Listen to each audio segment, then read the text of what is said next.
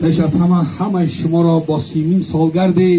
ارتش ملی جمهوری تاجیکستان تبریک میکنم. با شما همیشه خوشبختی، خرسندی و همیشه بهبودی زندگی را آرزو میکنم.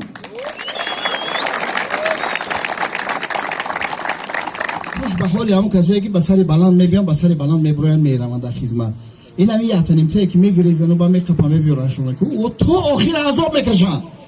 راست میکنه. کماندیر همه را رنه ایسی میمونه که دنبیلو وقتی کماندیر رو نباشن با چکره جا بیا با فروغ میکنه یا تشمیم بیا میگه ها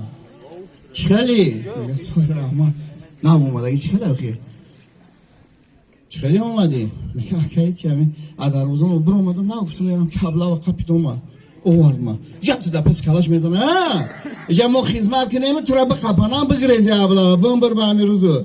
خدمت نمیکنی برای مادر وطن. خیلی او دیگرش میبینه که ایرا یک تازه میگه اوه هم مرا میزنه با میگه ایجا بیا میگه الله بیرو میگه چخیلی اومدگی میگه من دبروان به خواهش خودم یک تا دیگه تپس کلاش میزنه میگه ایجا چیزا چی دیسکتیک بعد خواهش خود میبری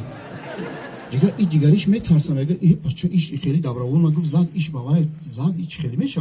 او را فرار میکنه ایجا بیا که میگه لبه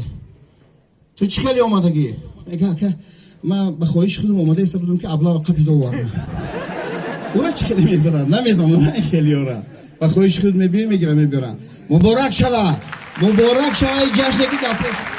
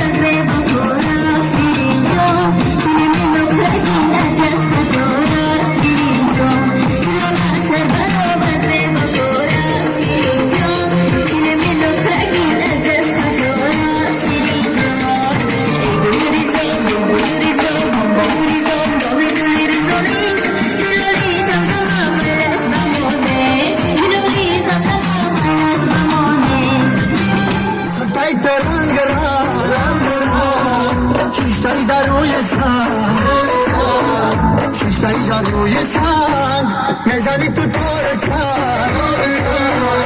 میبری زیستی نزن مثل تو جانانه نیست مثل تو جانانه نیست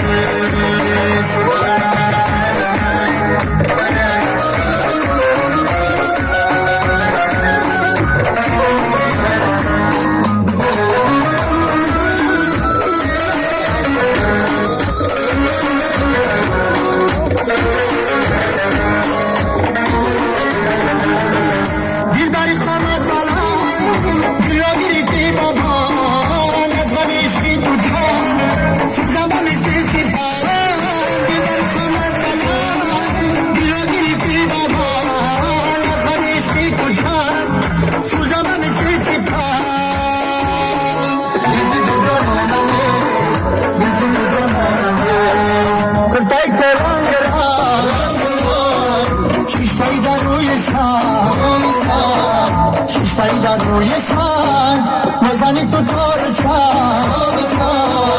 میبری زیستی نزن مثل تو جانانه نیست مثل تو جانانه نیست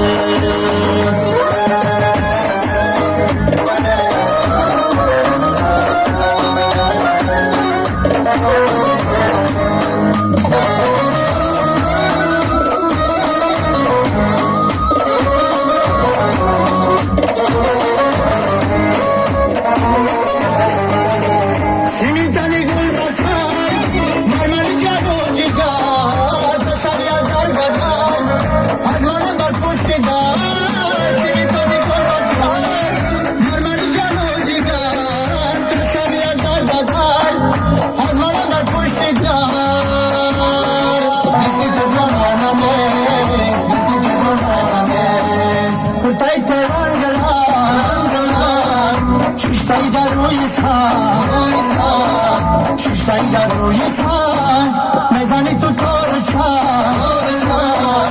میبری زیستی نزن مثل تو جانانه